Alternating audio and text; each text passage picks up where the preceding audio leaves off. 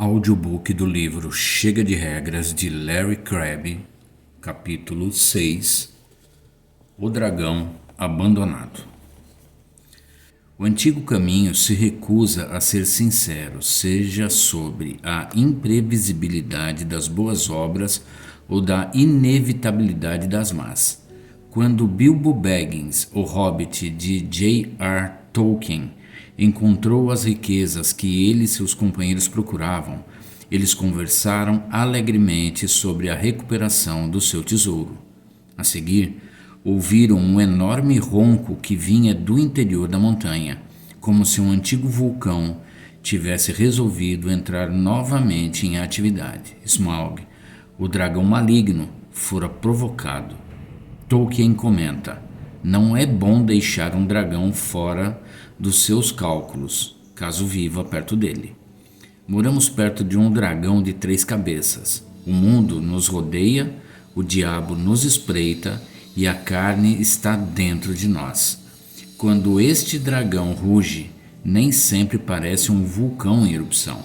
Parece mais um amigo chegando para jantar. Nosso inimigo conversa amigavelmente sobre as boas coisas que podem acontecer em nossas vidas e o que poderíamos fazer para aumentar as chances de que elas acontecerão. Ele parece amigável, bem intencionado e preocupado com os nossos interesses. Não vacila em nada ao introduzir religião no assunto. Longe disso. O que Cristo pode fazer por nós, o que nos dizem que Ele quer fazer, faz parte regular da conversa. É difícil reconhecer quando acontece, mas em algum ponto uma mudança ocorre em nossos pensamentos. Em algum momento da conversa, paramos de pensar em Cristo como soberano Senhor, se é que o fizemos alguma vez, e o consideramos mais como um amigo útil. A partir do momento em que o conhecemos, a vida tornou-se boa para nós. Fechando a boca do dragão. Paulo não cometeu o erro de deixar o dragão fora de seus cálculos. Vale a pena notar um de seus métodos para resistir ao apelo da mensagem do dragão. Paulo falou abertamente sobre o seu sofrimento, não em tom de queixa, mas como uma lembrança de que a vida abundante de seguir Jesus significa oportunidades abundantes de achegar-se a Ele nos tempos difíceis, e não uma abundância de circunstâncias e sentimentos agradáveis. Ouça as suas palavras aos coríntios, cristãos mais atentos para o fato de sentir agora o que Deus prometera que sentiriam apenas no céu.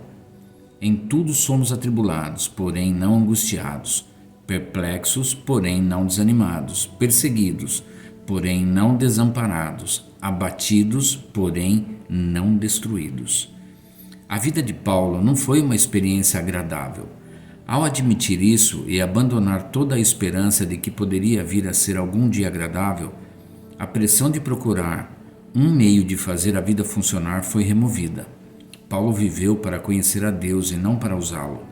Viveu para achegar-se a Deus, para tornar-se como Jesus, para seguir o Espírito e não para viver de certo modo que agradasse suficientemente a Deus a fim de levá-lo a derramar as bênçãos de uma vida melhor. Sua angústia admitida tornou-se uma reação efetiva para o convite do dragão no sentido de viver um antigo caminho. Se a única esperança oferecida pelo cristianismo é uma vida melhor aqui, ouço Paulo dizer: então tudo é falsidade. Os cristãos que seguem Jesus com a intenção de obter uma vida agradável ou até mesmo repleta de aventuras e com muitos significados têm suas cabeças escondidas na areia. Se as levantassem por um minuto e olhassem em volta, seriam os mais miseráveis de todos os homens. Paulo, no entanto, não é um arauto de condenação e tristeza. Pelo contrário, ele colocou o dragão em seus cálculos, mas também considerou Deus. Para ele, era uma sequência de 2 passos. Examine melhor essa passagem em Coríntios. Eu criei, por isso é que falei, disse Paulo. Se não lermos o pensamento inteiro, perderemos o que Paulo tem em mente aqui e pensaremos que ele estava expressando a confiança de que Deus iria abençoar sua vida, dando então uma palavra de testemunho. Mas Paulo estava citando um salmista, um homem cuja vida não estava indo bem, mas por causa de sua fé em Deus, conseguiu se libertar para falar sinceramente sobre quão terrível era a sua vida.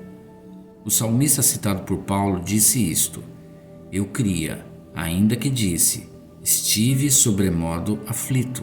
Eu disse na minha perturbação, todo homem é mentiroso. O apóstolo então acrescenta: Tendo, porém, o mesmo espírito de fé, também nós cremos, por isso também falamos. Falou sobre o quê? Sobre quão bem o antigo caminho está funcionando, sobre como ele ora, depois ver tudo dar certo em seus relacionamentos, ministério e senso de inteireza pessoal? Não. Sobre a sua aflição. Paulo estava contando à sua comunidade como se sentia desanimado e abatido com as circunstâncias, mas não se queixava. Estava reconhecendo que o antigo caminho era uma mentira. Estava fechando a boca do dragão. Ouça o salmista continuar. Depois de compartilhar abertamente que se sentia dilacerado e infeliz e que a sua comunidade não era confiável, ele exclama: Que darei ao Senhor por todos os seus benefícios para comigo? Benefícios de Deus? A vida do homem não ia bem. Ele não estava claramente vivendo no antigo caminho. Não estava supondo que a bondade de Deus se traduzia constantemente numa vida melhor de bênçãos neste mundo. A seguir acrescenta: Preciosa é aos olhos do Senhor a morte dos seus santos. Senhor, deveras sou teu servo. Quebraste as minhas cadeias. Quando o salmista pensava na bondade de Deus, não se referia às bênçãos divinas nesta vida. Sabia que a sua jornada seria uma luta contínua, mas continuou uma longa obediência. Sou teu servo, e gozou da liberdade provida pela esperança da presença de Deus agora e das bênçãos mais tarde. As cadeias se soltaram, a pressão acabou. Ele não estava tentando viver corretamente, a fim de tornar sua vida mais confortável e compensadora. Paulo faz eco ao pensamento. Depois de afirmar possuir o mesmo espírito de fé que permitiu ao salmista admitir que sua vida era difícil, ele nos diz que podemos enfrentar uma vida que não funciona, sabendo que aquele que ressuscitou, o Senhor Jesus, também nos ressuscitará com Jesus e nos apresentará convosco. Vamos entrar na mente de Paulo, chegar ao seu coração, ver o que ele pensa constantemente e as paixões que o inflamam. Paulo não está interessado em fazer esta vida funcionar. Como Hobbit Baggins, Paulo deixou o túnel de uma vida confortável e partiu para encontrar o tesouro. Baggins deixou sua caverna bem estocada e espaçosa, onde ouvia o assobio do bule anunciando que estava na hora do chá. Paulo abandonou sua posição poderosa e respeitada de líder religioso entre os judeus, em que podia gozar do prestígio do seu chamado. Ambos se afastaram da vida melhor de bênçãos e entraram numa jornada difícil e cheia de obstáculos, que prometia um tesouro melhor. Para Paulo, era a proximidade de Deus, agora em medida, então, face a face. Ele não era, entretanto, um cristão do tipo vida após a morte. Não era possível acusá-lo de se tornar um recluso monástico, alguém tão preocupado em aproximar-se de Deus que esqueceu a batalha ao seu redor. Todas as suas provações, disse ele, eram suportadas por amor de vós, para que a graça, multiplicando-se, torne abundantes as ações de graças por meio de muitos, para a glória de Deus. Recusa em viver realmente. Um amigo me convidou para o café, pedindo que ficasse a maior parte da manhã. Gostaria de ser o foco da sua atenção por algumas horas, disse. Minha vida está desmoronando de todo lado. Perdi toda a esperança de que as coisas melhorem. Cerca do meio-dia, depois de procurarmos juntos para saber onde o Espírito trabalhava em sua alma, ele disse: Tenho plena confiança de que Deus está me abençoando com a oportunidade de conhecê-lo como nunca antes. E está acontecendo. Nunca tive tamanha confiança na sua bondade e, de alguma forma, essa confiança e minhas provações fizeram com que não me importasse tanto com o que as pessoas pensam ou sequer como as coisas mudam, embora deseje que isso ocorra. Estou infeliz, mas confiante. Ao perder a esperança de que coisas venham a ficar boas, estou recobrando-a na boa obra que Deus vai fazer em mim. Repliquei: Quero que saiba que isso me encoraja profundamente. Sua vida, como poucas outras, aumenta meu compromisso de buscar a Deus como meu maior tesouro. Que bom, disse ele. Não se tratava de palavras vazias. Ele estava verdadeiramente satisfeito de que suas provações me beneficiassem e dessem glória a Deus. O antigo caminho é uma recusa em viver realmente. Ele envolve a exigência de que algo menos do que meu eu mais verdadeiro desperte. O antigo caminho identifica desejos reais no coração humano, desejos de significado, amor, satisfação e liberdade, mas não os aprofunda. Deixa de descobrir nosso desejo puro, consumidor inexorável de estar na presença de uma pessoa perfeita, de contemplar a beleza da absoluta santidade, da maneira que um artista principiante olha para uma obra-prima de Rembrandt. O antigo caminho só vê desejos que apontam para o íntimo, para o ego, e supõe que o cristianismo esteja concentrado em corresponder a esses desejos mediante o que quer que possa satisfazê-los. Descubra um meio de chegar ao topo da vida, sussurra o dragão encorajadoramente. Você não precisa sentir-se pressionado, perplexo, perseguido ou abatido. Já esteve na última conferência sobre a vida espiritual? Talvez devesse ler o best-seller que promete desvendar o segredo de uma família feliz. Há um novo terapeuta na cidade que parece estar ajudando muita gente a superar a depressão e obter uma vida muito satisfatória, e com orações. Há várias novas abordagens intrigantes que você talvez queira considerar. Elas parecem dar certo. O dragão parece um pregador, um professor da Bíblia que conhece a sua audiência e sabe como tornar a Bíblia relevante. Ele começa com conversa religiosa que não só pode, mas no geral vem de um púlpito, mas está só a um passo de encorajar o divórcio, a pornografia ou o compromisso ético, porque se vivemos para a satisfação de uma vida melhor, os prazeres do pecado parecem bastante razoáveis quando essa vida desmorona. O antigo caminho trata de mim, de minha saúde emocional, de minha maturidade espiritual, da satisfação da minha alma, da minha felicidade circunstancial, do meu ministério significativo, do meu negócio ou sucesso familiar, entre outros. Ele me ensina a ser astuto, a saber como navegar pela vida para que as coisas saiam bem. A astúcia requerida para ser eficiente substitui a sabedoria necessária para honrar a Deus. Se criarmos nosso filho deste mundo, isso nunca vai acontecer. Caso contrário, determinaremos o que deu errado e consertamos.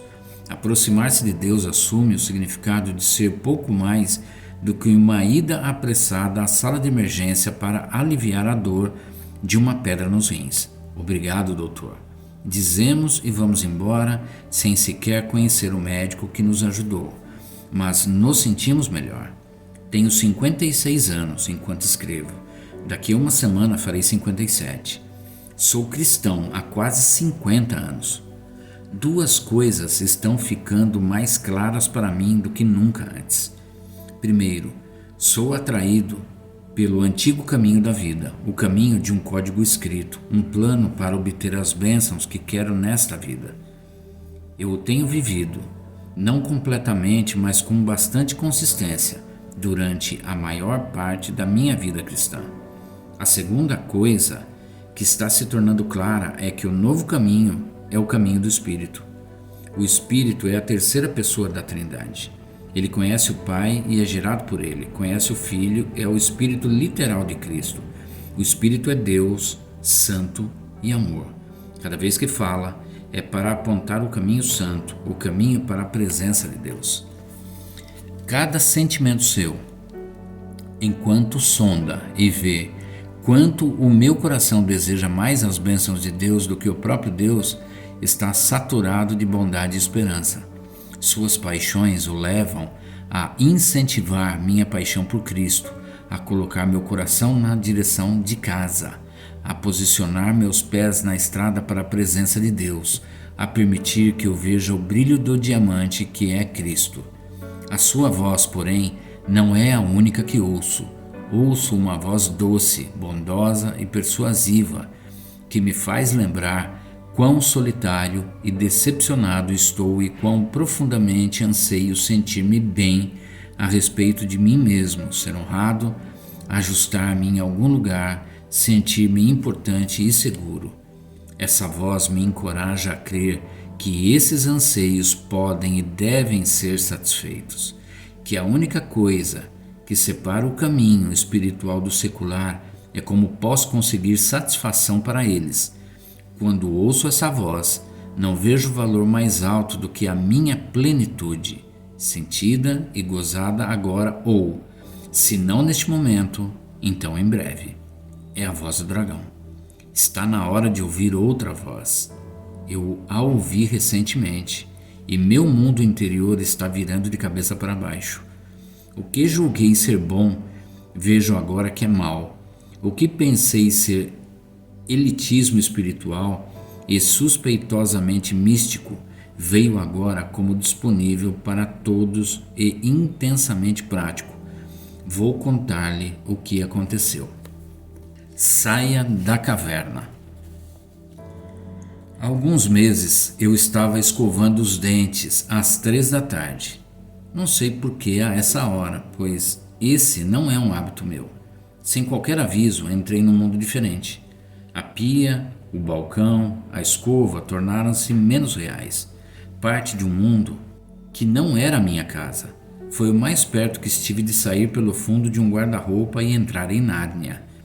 No mais profundo do meu coração, onde o inaudível se fez ouvir, escutei o Espírito dizer, e essas foram as suas palavras exatas: quero contar uma coisa a você.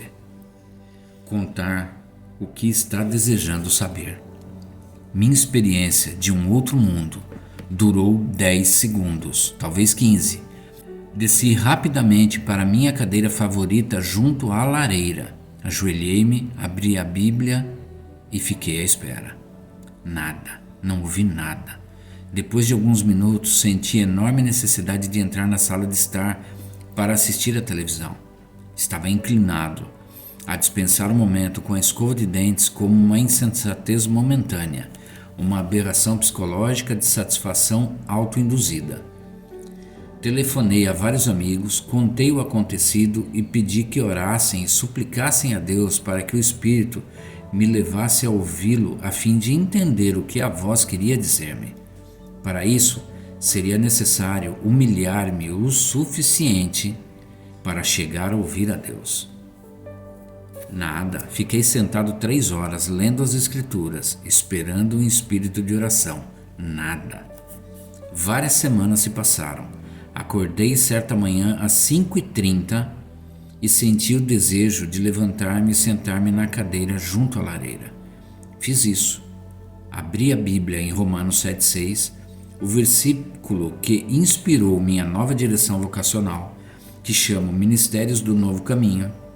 Ouvi Paulo dizer-me novamente que fora libertado da escravidão para poder viver de um novo modo, o que Paulo chama de novo caminho do Espírito.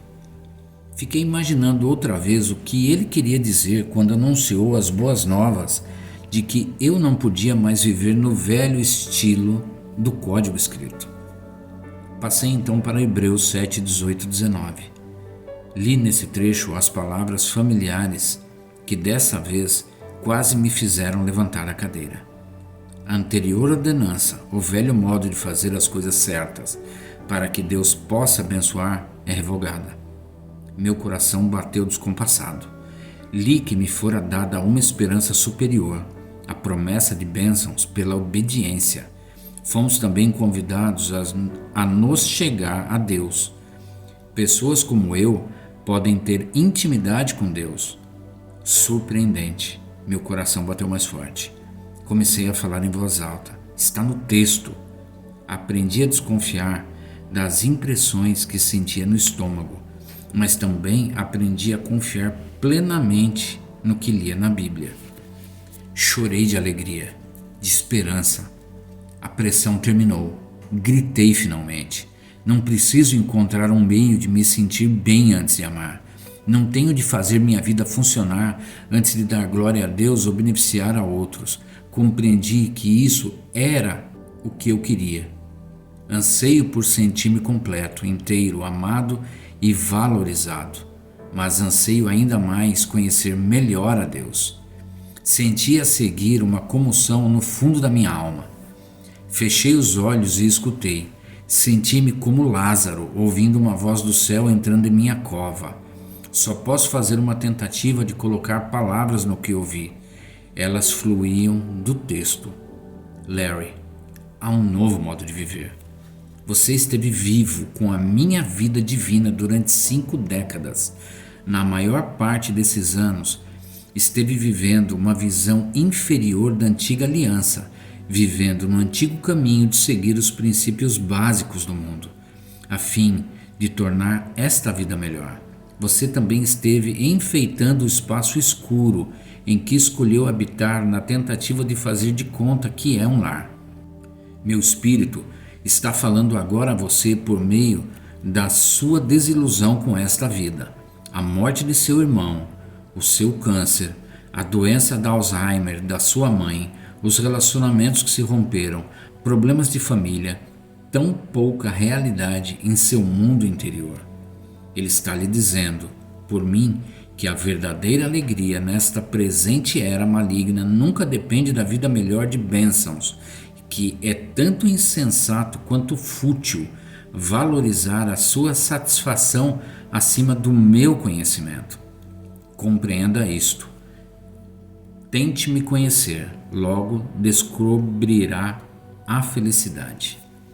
Você está começando a perceber a vida que possui e o privilégio singular que ela proporciona. Pode agora achegar-se a Deus, pode apresentar-se a Ele como está, e quando aprender o que isso significa e a obediência que traz em sua esteira, então meu Pai e eu iremos aproximar-nos de você. Não existe bênção maior que esta. Você ficará cheio de uma alegria que nem sempre parecerá satisfazê-lo, mas tomará consciência de um desejo profundo de que me conhecer e revelar-me a outros, não importa o que esteja acontecendo em sua vida ou quais sejam os seus sentimentos, você se tornará sólido, não mais um fantasma etéreo fingindo ser real. Está na hora de deixar o velho caminho que vem causando tanta pressão, que o obriga a manter as pessoas felizes com você e ter sucesso em seus relacionamentos e ministério, a sentir-se pelo menos um pouco bem e viver um novo caminho, o caminho que o meu sangue abriu para você. Larry, saia da caverna, está na hora. Tempo para viver. Alguns meses mais tarde, passei uma noite agradável com um amigo íntimo. Ficamos 3 horas em meu quarto de hotel, com ele afundado numa cadeira com os pés pousados numa das camas gêmeas e eu esticado na outra. Ele me convidou a entrar em sua caverna pessoal. Seu espaço escuro tinha algumas lâmpadas, fornecendo claridade suficiente para ver bênçãos consideráveis em sua vida. A desilusão, no entanto, fizera o seu trabalho. Ele perdera toda a esperança de que a vida pudesse consistir de bênçãos suficientes para dar-lhe a verdadeira alegria. Descobrira o seu desejo por Deus, mas, como Lázaro, as mortalhas ainda o retinham. Temia a reprovação do pai. Lutava com sentimentos de baixa autoestima. Seu ministério parecia fútil. Sua jornada espiritual o colocara numa verdadeira montanha-russa de incríveis aclives e devastadores declives. Enquanto ele falava, senti que me achegava a Deus, mais aos percalços de um caminhar dificultoso. Fiquei tropeçando em minhas mortalhas, mas ia para Ele. Era o que mais queria fazer. Pude ver o coração de meu amigo explodindo. A vida em seu interior forçava a saída. Sentei-me na cama, inclinei-me para a frente. Com lágrimas de esperança correndo pelos meus olhos, eu disse: é chegado o momento de nós dois e de muitos outros ao redor do mundo, sedentos de conhecer a Deus, de viver a vida que nos foi dada. Está na hora de viver no novo caminho. Repito isso hoje: está na hora de viver no novo caminho do Espírito, de deixar para trás o antigo caminho do código escrito. Há, porém, um problema. Continuo gostando do antigo caminho. Quero que minha vida funcione e posso fazê-la funcionar, não de modo perfeito e duradouro, mas tenho os recursos necessários para conseguir algumas satisfações e evitar certas dificuldades. Mesmo quando elas se tornam inevitáveis, há certas coisas que posso fazer que trazem alívio.